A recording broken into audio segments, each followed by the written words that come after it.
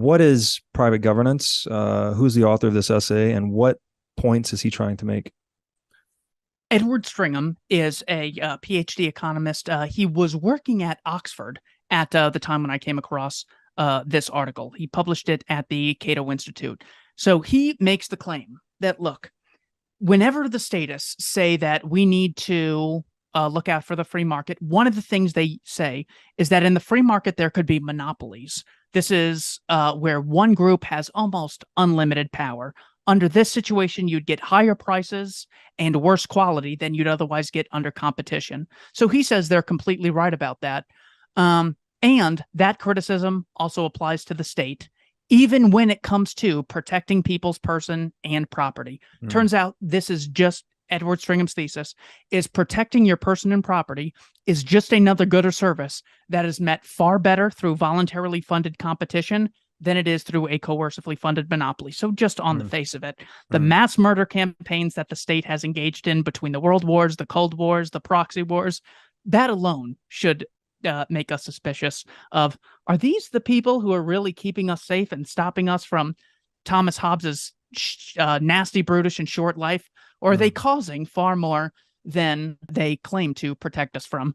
Second, they cage a lot of people for victimless crimes. That is a great violation of life, limb, and property, have completely unjustified fines for other victimless crimes. And every year they more or less brag. They call it a service, the Internal Revenue Service, taking a significant amount of your money, claiming to cage you if you don't chip in.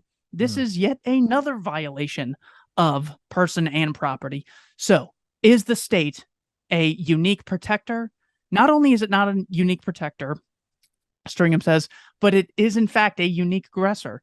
Compare all the private theft versus all of the theft that the police engage in when it comes to civil asset forfeiture. Washington Post kindly, I appreciate the post on this one.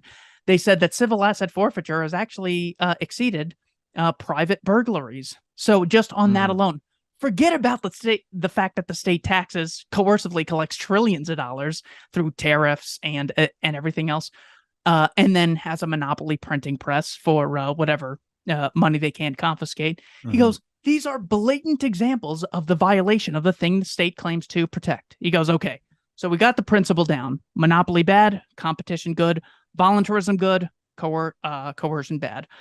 So the first thing that people say is, well, how would this work hypothetically? And he goes, well, hypothetically, you could have organizations that compete against each other and provide security in exchange for money.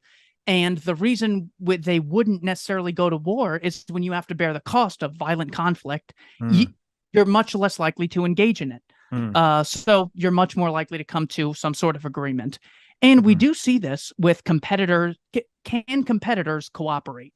It sounds like a contradiction to those ignorant of economics. However, if you have a phone from T-Mobile and I have one from Verizon, we're actually able to cooperate. When MV7 Sure makes this doesn't make the same Dell computer, turns out Dell and MV7 Sure cooperate with CenturyLink internet providers and this brother printer. All of these competitors are actually engaged in cooperation because it actually helps things out. Someone with a Gmail can send an email to someone with Proton Mail, because competitors even have an incentive to cooperate with each other. Same with insurance companies.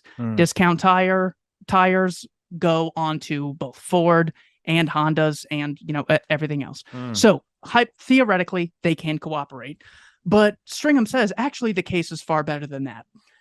I can't remember the exact example he uses, but he goes back to the Middle Ages and says, here are tons of examples of private governance arising. So what I will do instead is try to extract the lesson and actually give a real world example. I worked with a small business who had experienced ransomware. This is where you log into your business network only to find that your computer is completely black and all of your files are encrypted.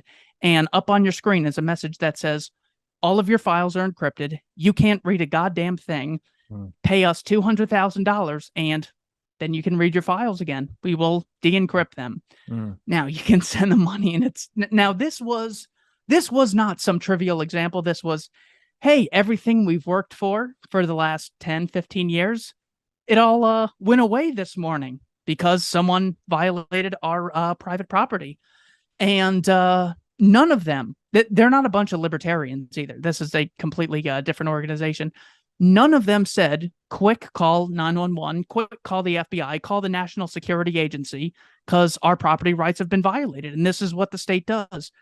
First thing they did was they called a private security company in Arizona. This is an IT firm. What that IT firm did was use Sentinel-1. This is a cyber security organization to stop the hacking and protect everything else that had survived.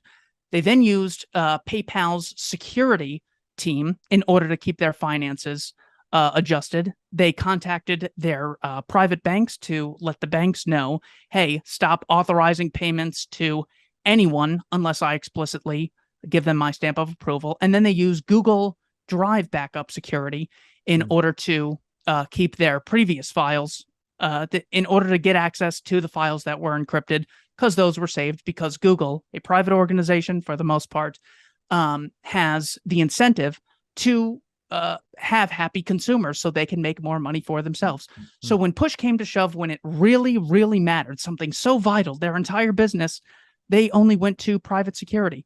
Mm-hmm. One person mentioned going to the state. He wants the computer to be, investigated. But literally the complete opposite of what we're always told. Well, if you're ever in danger, call the government. Right. It's like no one really thought that the state would be the most effective approach. They don't have the knowledge or the incentives to create products or services that are really desirable. So it turns out protecting your person and property is a good or service just like anything else, and should be achieved through voluntarily funded competition as opposed to a coercively funded monopoly. Tons of those real world examples all around us. I went to the Slipknot concert. Very dangerous place. A lot of people on bath salts and tons of stuff there. And there was private security. I went to the Scottsdale Mall a week ago. Tons of private security. And there's a lot of high-end stores that could get robbed there. Private security made me feel safe. Every time I go to a Diamondbacks game, private security all around. Disneyland has private security. All these places all around us have the very private governance governments claim that only they can provide. That's the great lesson from Edward Stringham's essay. Yeah, it just, again, from the libertarian standpoint, it's like any product or service that's provided by a private market actor tends to be lower cost and higher quality than anything provided by a government agency. And it just seems to be a matter of incentives, right? The state is incentivized just to keep you docile and vulnerable to taxation. They're not really too concerned with protecting your actual life, liberty, or property. That's a service that's much better rendered by a private contractor of some kind. Makes a lot of sense to me. And of course, private markets have the incentive to not just cater to the 1%. People will say, well, if things are privatized, then only the rich can afford them. I just got to steal the Michael Malice line of, yeah, if there was only private security, only the rich would have security.